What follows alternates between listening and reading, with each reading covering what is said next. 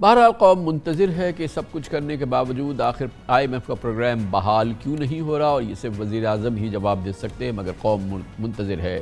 ایک طرف وزیر اعظم سمجھتے ہیں کہ شرائط پوری ہو چکی ہیں، لیکن ماہرین کا کہنا ہے کہ پاکستان کو ابھی تک $2 ارب کا انتظام کرنا ہے، جس کے بغیر اسٹاف لیول IMF سے ساتھ ایگریمنٹ مشکل ہے، نہیں ہو سکتا۔ اس کے علاوہ ڈیفالٹ سے بچنے کے لیے آئندہ 2 ماہ میں پاکستان کو مزید $5 ارب درکار ہوں گے، گویا ڈیفالٹ کا یعنی کہ دیوالیہ ہونے کا خطرہ اب بھی منڈلا رہا ہے۔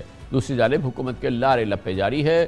2 روز قبل وزیر خزانہ اسحاق ڈار نے نہ جانے کون سی مرتبہ پھر دعویٰ کر دیا کہ پاکستان اور IMF کے درمیان اسٹاف لیول معاہدے کی تمام شرائط پوری ہو گئی ہیں اور معاہدہ جلد طے پا جائے گا، جس کے بعد ایگزیکٹو بورڈ سے منظوری لی جائے گی۔ دلچسپ بات یہ ہے کہ حکومت کی جانب سے پیٹرول سبسڈی کا معاملہ بھی ابھی حل طلب ہے۔ IMF اس پر راضی نہیں، کہ جبکہ وزارت پیٹرولیم کا موقف ہے کہ IMF کو اس پر اعتراض نہیں ہوگا۔ وزارت پیٹرولیم امیروں سے $75 فی لیٹر اضافی قیمت وصول کر کے غریبوں کو فی لیٹر $75 لیٹر سستا پیٹرول دینے کی نہایت پیچیدہ منصوبے پر کام کر رہی تھی، جبکہ وزارت خزانہ اس منصوبے کی مخالف ہے۔ دلچسپ بات یہ ہے کہ IMF اور پاکستان کے درمیان ابھی 90 جائزے سے متعلق اسٹاف لیول ایگریمنٹ سائن نہیں ہوا ہے، جبکہ پروگرام کے مطابق فروری میں 10واں اور مئی میں 11واں جائزہ شروع ہونا تھا۔ اب بجٹ سے پہلے اگلے ماہ یہ دونوں قسطیں تو پاکستان کو ملنا ناممکن ہے۔ 90 جائزے کے $1 ارب ہی مل جائیں تو غنیمت ہوگا۔ بہت ہی پیچیدہ صورتحال ہے۔ پاکستان کے دروازے پہ ڈیفالٹ یعنی دیوالیہ ہو جانا دستک دے رہا ہے، اور ایک بار پھر یہ دستک ہم بہت صاف سن سکتے ہیں۔ مزید اس کی تفصیلات لیتے ہیں، ہمیں جوائن کر رہے ہیں پاکستان کے نامور سینئر ترین بہت ہی مستند ماہر معیشت سابق وزیر خزانہ جناب ڈاکٹر حفیظ پاشا سے، جو کہ اسلام آباد میں ہمارے ساتھ موجود ہیں۔ ڈاکٹر صاحب، ایک عام پاکستانیوں کو اگر میں سمجھانا چاہوں کہ تمام اگر IMF کی شرائط پوری ہو گئی، حکومت نے جیسے ان کو بتایا کہ بس آخری شرط رہ گئی ہے کہ سعودی عرب $2 ارب کمٹ کر لے، $1 ارب UAE کمٹ کر لے، وہ بھی سب پورا ہو گیا، مگر وہ پاکستانی بیچارے بیٹھے ہوئے ہیں، یہ تو باتیں سن رہے ہیں کہ ہم نے یہ بھی کر دیا، یہ بھی کر دیا، اور وہ 15 فروری سے اب تک منتظر ہے، اور آج بھی یہ معاہدہ میں کہیں دور بھی نظر نہیں آ رہا اسٹاف لیول ایگریمنٹ۔ تو اس کو کیسے سمجھائیں، کیا ہو رہا ہے یہ؟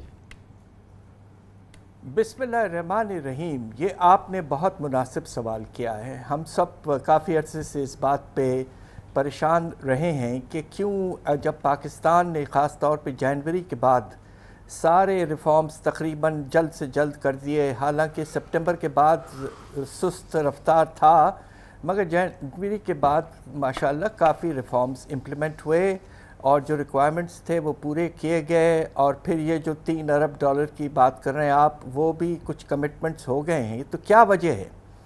وجہ مجھے یہ سمجھ میں آ رہا ہے کہ جو اس وقت پوزیشن ہے کہ سال کے جو باقی تقریباً آپ دیکھیے کہ 2 سے تھوڑا زیادہ مہینے رہ گئے ہیں، اور اگر اس میں آپ اپریل کو بھی شمار کر لیں تو 3 مہینے، تو ہو سکتا ہے کہ IMF کا اندازہ یہ ہے کہ پاکستان کی جو ان 3 مہینوں کی جو ایکسٹرنل فائنینسنگ ریکوائرمنٹ ہے وہ $3 ارب سے پورا نہیں ہوگی، اس سے بھی زیادہ کی اب لگ رہا ہے کہ ضرورت رہے گی، اس لیے کہ باہر سے پیسے آنے کی رفتار جو ہے وہ بہت سست ہو چکی ہے، اور ہمارے پاس ریزروز کا مارجن بھی نہیں ہے، صرف $4.4 ارب ہیں۔ تو IMF یہ انشور کروانا چاہتا ہے کہ جب تک IMF پروگرام کی چھتری اس وقت موجود ہے جون تک، یہ نہ ہو کہ پاکستان کو پیسوں کی کمی ہو جائے، اس لیے وہ یہ چاہتے ہیں کہ ارینجمنٹس ہو جائیں کہ پوری جو ضروریات ہیں وہ ہو جائیں، اور پھر اسٹاف لون ایگریمنٹ بھی سائن ہو جائے گا اور IMF سے بھی پیسہ آنا شروع ہو جائے گا۔ شاید یہ وجہ ہے کہ ابھی بھی ڈیلے۔ لیکن ڈاکٹر صاحب، میں یہ سمجھنا چاہ رہا ہوں کہ IMF کے پاس تو کوئی ملک شدید معاشی دگرگو جب حالت ہوتی ہے جاتا ہے، اس کا مقصد یہ ہوتا ہے کہ اسے دیوالیہ نہ ہونے دیا جائے، اور IMF کا کام ہی یہ ہے، lander of the last resort ہے، اس کا کام ہی یہ ہے کہ معاونت کرے، تعاون کرے اور حالات کو بنائے جس کے تحت کوئی ملک ڈیفالٹ نہ کر سکے۔ اسی لیے تو پاکستان بھی گیا تھا، اور پاکستان کی یہی ایکسپیکٹیشن ہے، اور معاشیت کے جتنے ماہرین معیشت ہیں وہ سب یہ کہتے ہیں کہ بھائی IMF کا یہ کام ہے، اب جو کچھ پاکستان نے کر دیا تھا وہ کرے، اب باقی IMF اپنی معاونت کرے تاکہ ملک ڈیفالٹ نہ ہو۔ ہم تو بالکل ڈیفالٹ کے بالکل سراہنے کھڑے۔ یہ آپ کا پھر سے بہت مناسب سوال ہے۔ بات دراصل یہ ہے کہ جس طرح آپ نے کہا کہ I M F internationally globally جسے کہتے ہیں کہ اسے ہم سب سمجھتے ہیں is the lender of the last resort, خاص طور پہ وہ ممالک جو مشکلات میں پھنسے ہیں اور دیوالیے کا خطرہ موجود ہے۔ ہوا یہ ہے پاکستان کے ساتھ کہ سپٹمبر کے بعد سے آئی ایم ایف کا پروگرام واپس آیا اور ہمیں 1.2 ارب ڈالر ملے۔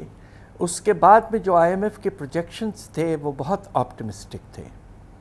ہوا یہ ہے کہ آئی ایم ایف کے پروگرام رہنے کے باوجود انٹرنیشنل کریڈٹ ایجنسیز جو تینوں ہیں بڑے، اسٹینڈرڈ اینڈ پورس، فچ اور موڈیز، ان سب نے ہمیں بہت بری طرح سے ڈاؤن گریڈ کر دیا، تقریباً نیئر ڈیفالٹ لیول تک۔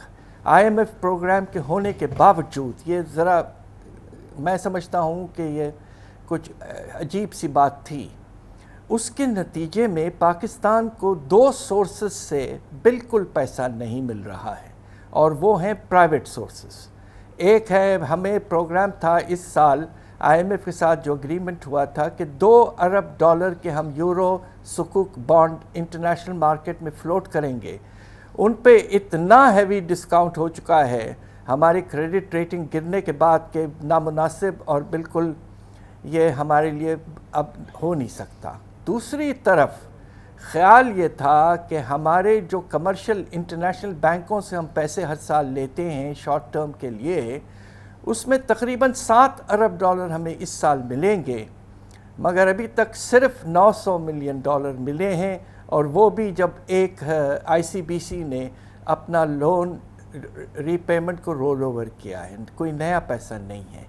اس لیے آئی ایم ایف کی پروجیکشنز ہونے کے باوجود، آئی ایم ایف پروگرام ہونے کے باوجود، باہر کا پرسیپشن پاکستان کے بارے میں بہت نیگیٹو ہو چکا ہے، اور سورسز بہت حد تک آپ دیکھیں کہ بند ہو گئے ہیں۔ اس لیے بھی آئی ایم ایف نہیں چاہتا کہ ان کے چھتری کے دوران ایک ملک دیوالیہ ہو جائے، اس لیے وہ کچھ جیسے کہتے ہیں نا کہ وقت لگا رہے ہیں ڈیسیشن لینے میں۔ انہیں اس بات کی ضرور پریشانی ہوگی جس طرح ہمیں ہے کہ خدا نخواستہ جو ہمیں تقریباً 8 ارب ڈالر کی ضرورت ہے، کیا ہم وہ پورا کر پائیں گے اگلے 3 مہینے میں؟ یہ سب سے بڑا سوال موجود ہے۔ ڈاکٹر صاحب، ہم آپ سے گفتگو جاری رکھتے، ایک چھوٹا سا ہمیں کمرشل بریک لینا ہے، جس کے بعد ہم واپس آئیں گے۔ ڈاکٹر حفیظ پاشا ہمارے ساتھ موجود رہیں گے۔